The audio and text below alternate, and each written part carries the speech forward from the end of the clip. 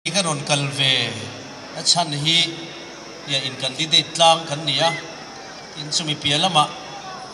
keima bial chunga in than lai khan rialat lat maya chuan hothum asatakin asua sama chulai chu kan pani in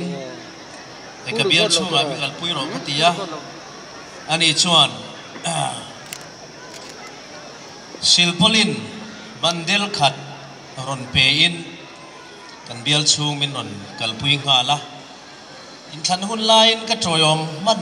talawa ke kha chung ni operation kanai a ka in zaya in kan nu te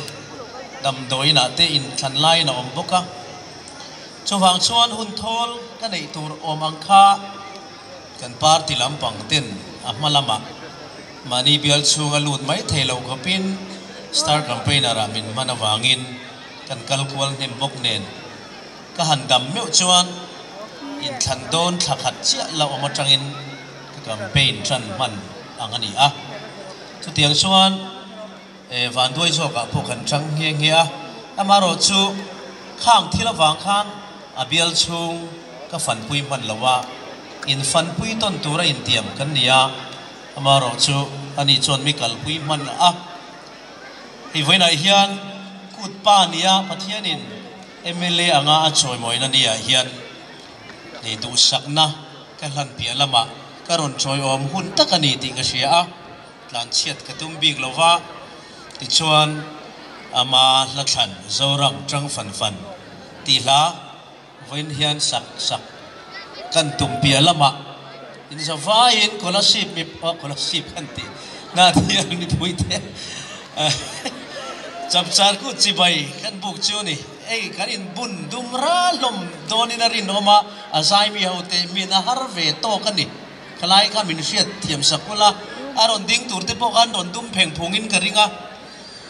chu sunglass lampa khanin thik tholo ti chelo ram tuin ka ngen chewa tin na thial hi ka concert masak per na niya love song angin tin na thiala tang hian khatia love song album kan han release nu khan phone call ka don masak per na kwa fans phone call le a letter fans letter ka don masak per na kwa ni boka khalaya mi theu kha kuming zat tak ni lamang mo chalchin chaltlang ve to khopang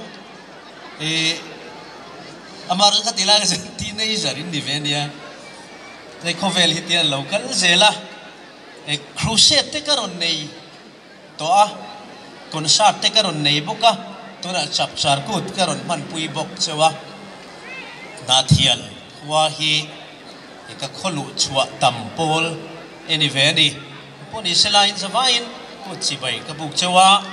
kan kut pa kan MLA ni bok hi khotlang le bial chung development chung changa tho puyatan ka som du chewa thata ka lo tho puya atin non le theinan po ama ai ma in mi puiten mo phurna in ngi neinga ani ama chuma nia lu pakhat ania ta chon huak bur khat a oma a fing vek seng don lova thuron thatak in pek nam bangin at huak angai to na ka fin nai nin chun kha pui theya nitura anga angai ni mi alo tur kha in sil thuai theyanga nin mi alo tur nitur si kha in fin chua bokanga chutiang kal thang chuan i pathian zara atling non le theyanga MLA ramsoi tu thatak ni tura lo cher turin ka ngenin ka som du cheu ni le zoram tang fan fan ti kan sa nge